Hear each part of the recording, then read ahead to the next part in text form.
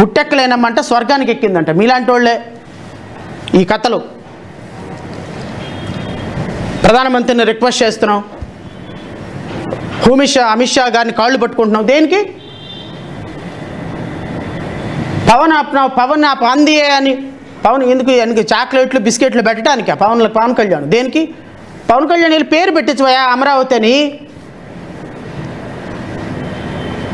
మీది ఉస్తాద్ భగత్ సింగ్లోను ఓజీలు పీజీలు తర్వాత సంగతి. రియల్గా ఆంధ్రప్రదేశ్ రాష్ట్రానికి ఏమైనా ఉపయోగమో చూడండి, ప్రజలకు ఏమైనా ఉపయోగమో చూడండి, అమరావతికి ఏమైనా ఉపయోగమో చూడండి. ఒక గంట నిన్న హైకోర్టులో వర్షం పడితేనండి మా కారు సగం మునిగిపోయిందండి, ఒక గంటకి వర్షానికి. Is this the capital? Is this the peoples capital really? 2014 నుంచి పట్టుమని 10 కట్టడాలు కట్టడే లేదు అమరావతిలో. వేల కోట్ల రూపాయలు అప్పులు చేస్తున్నారు. ఎక్కడికి వెళ్తున్నాయి ఈ డబ్బులు? ఇవన్నీ ఆన్సర్ చేయాలి. రేపు 2029లో ఈ దుర్మార్గులకి అధికారం ఇస్తే రాష్ట్రాన్ని అమ్మేస్తారు. ఇప్పటికే సగం అమ్మేశారు. ఇప్పటికే 3.5 లక్షల కోట్ల రూపాయలు అప్పు చేసి సర్వనాశనం చేశారు రాష్ట్రాన్ని.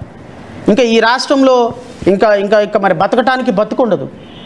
కాబట్టి విఘ్నులైనటువంటి ప్రజలు నేను కోరేది ఏంటంటే, ఇలాంటి వ్యక్తులకి మనం అధికారం ఇచ్చి, ఇలాంటి వ్యక్తుల వల్ల మన భవిష్యత్తుని, మన పిల్లల భవిష్యత్తుని ముగ్యం అంధకారం చేసుకుంటే, ఒక ఉప ముఖ్యమంత్రి ఏమో నిరంతరం షూటింగ్లో ఉంటాడు, ఇక హోమ్ మినిస్టర్ ఏమో నిరంతరం ప్రెస్ మీట్లో ఊరికే హెరిటేజ్ని రక్షించడానికి ఉంటుంది. ఇంకో మంత్రులు ఎక్కడ ఉంటున్నారో ఎవరికి తెలియదు. ఒక మంత్రి ఏమో డ్యాన్స్ వేసుకుంటూ అనుకుంటాడు, ఒక మంత్రి ఏమో బూతులు తిట్టా అనుకుంటాడు, ఇంకో మంత్రి ఏమో పవన్ కళ్యాణ్ ప్రెస్ మీట్లు చూడటానికి, పవన్ కళ్యాణ్ సక్సెస్ మీట్లు చూడటానికి ఉంటాడు, ఇంకో మంత్రి ఏమో ఇంకొద్దు హోటళ్ళు చుట్టూ తిరుగుతూ ఉంటాడు. రెవెన్యూ శాఖ మంత్రి ఆయనే. ఏబిఎన్ ఆంధ్రజ్యోతి వాళ్ళు పెద్ద ఆర్టికల్ వేశారు కదా ఆయనదే. ఆయన విలాసాలు, ఆయన వికృత చేష్టలు ఆయనే. ఇంకో మంత్రి ఏమో సాయంత్రానికి ఎంత డబ్బులు వచ్చినా లెక్కేసుకున్నట్టు ఉంటాడు. ఎక్కడుందండి పరిపాలన రాష్ట్రంలో? ఇలాంటి వ్యక్తులు కండి మనం అధికారం ఇచ్చింది అని ప్రజలు అనుకుంటున్నారు. ప్రజలకు సమాధానం చెప్పాల్సిన బాధ్యత ప్రభుత్వానికి ఉంది. ఆ ప్రభుత్వం సమాధానం చెప్తుందని నేనైతే భావిస్తున్నా. Thank you so much for giving me opportunity. Sir sir ఇప్పుడు నాకు తెలిసి అధికారిక లెక్కల ప్రకారం రమారమి 2019కి 2,97,000 ప్రభుత్వ ఉద్యోగాలు ఉన్నాయి. ఏది అప్పుడు ముఖ్యమంత్రి గారు చెప్పినటువంటి లెక్కల ప్రకారం. ఇప్పుడు ఇంకొక 1,00,000 మంది రిటైర్డ్ అయి ఉంటారు. రమారమి 4 లక్షల పైన ఆంధ్రప్రదేశ్ రాష్ట్రంలో ప్రభుత్వ ఉద్యోగాలు ఖాళీలు ఉన్నాయి. ఇందులో ఎస్సీ ఎస్టీలకు సంబంధించి బ్యాక్లాగ్ పోస్టులు రమారమి 1,00,000 పైన బ్యాక్లాగ్ పోస్టులు ఉన్నాయి. 4 లక్షలకు పైగా ఖాళీలు ఉన్నటువంటి ఇవి తీసేస్తే మళ్ళీ ఇంకొక 10 లక్షల పోస్టులు కాంట్రాక్టులు అవుట్సోర్సింగ్ ఉద్యోగాల్లో ఉన్నాయి. ఈ కాంట్రాక్టులు అవుట్సోర్సింగ్ ఉద్యోగాలన్నీ కూడా ప్రభుత్వ ఉద్యోగాలే, కానీ వీటిని ప్రభుత్వ ఉద్యోగస్తులతో నింపకుండా కాంట్రాక్టులు అవుట్సోర్సింగ్లో నింపుతున్నారు. అంటే రమారమి ఆంధ్రప్రదేశ్ రాష్ట్రంలో 10 లక్షల మంది కాంట్రాక్ట్ అవుట్సోర్సింగ్ ఉద్యోగాలు చేస్తున్న ప్రతి ఉద్యోగం గవర్నమెంట్ ఉద్యోగమే. అది కాక రెగ్యులర్ ఉద్యోగాలు ఒక 4 లక్షల పైన పెండింగ్ ఉన్నాయి. ఇన్ని లక్షల ఉద్యోగాలు పెండింగ్ ఉండగా ముష్టి పడేసినట్టు ఒక 10,000 ఉద్యోగాలు, అది కూడా టిల్ అక్టోబర్ వరకు, విడతల వారీగా అక్టోబర్ వరకు. ఆ అక్టోబర్లో నోటిఫికేషన్ ఇస్తే అవి మళ్ళీ అదిగో ఇది కానీ ఈ రిక్రూట్మెంట్ జరిగేటప్పటికి 2029 వస్తుంది. ఈ ఉద్యోగాలు పెండింగ్ ఉన్నాయి కదా అని నెక్స్ట్ జాబ్ క్యాలెండర్ ఎవరు? 2024 జాబ్ క్యాలెండర్ లేదు, 25 జాబ్ క్యాలెండర్ లేదు, 26 జాబ్ క్యాలెండర్ లేదు. ఈ 26 జాబ్ క్యాలెండర్ కూడా ఎప్పుడు వస్తుందో తెలియదు. సో ఈ ఉద్యోగాల కల్పన అనేది ఒక బూటకం మాత్రమే.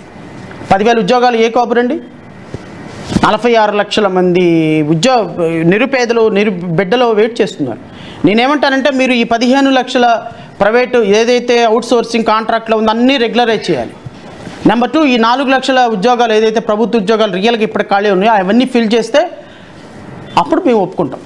అంతేగాని ఊరికే నామకే వస్తే 10,000 ఉద్యోగాలు అక్టోబర్కి నవంబర్కి ఇచ్చేసేసి అది జాబ్ క్యాలెండర్లు అంటే రాష్ట్రంలో ఏ నిరుద్యోగ యువత హ్యాపీగా ఉన్న పరిస్థితి ఉండదు.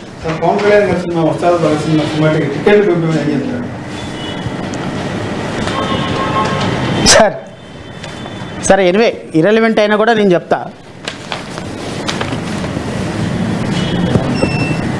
ఉస్తాద్ భగత్ సింగ్ సినిమా టికెట్లు రేట్లు పెంచుకోవడానికి 10 రోజుల పాటు ఆంధ్రప్రదేశ్ రాష్ట్ర ప్రభుత్వం అనుమతించింది. నాకు తెలిసి ఆంధ్రప్రదేశ్ రాష్ట్రంలో ఒక జీవో ఉందండి, జీవో 13 డేటెడ్ 7/3/2022. ఈ 13 జీవో ప్రకారంగా రాష్ట్రంలో టికెట్లు రేట్లు పెంచుకోవడానికి అవకాశం ఉండాలి అంటే కండిషన్స్ ఉన్నాయి. అందులో మొదటి కండిషన్ ఏంటి అంటే అది ఒక సందేశాత్మకమైన చిత్రం అయి ఉండాలి. ఉస్తాద్ భగత్ సింగ్ సందేశాత్మక చిత్రం ఏదో నాకు తెలియదు, నేను చూడలేదు కాబట్టి, నేను చూడను కాబట్టి. నెంబర్ 2, ఆంధ్రప్రదేశ్ రాష్ట్రంలో 25% షూటింగ్ జరిగి ఉండాలి.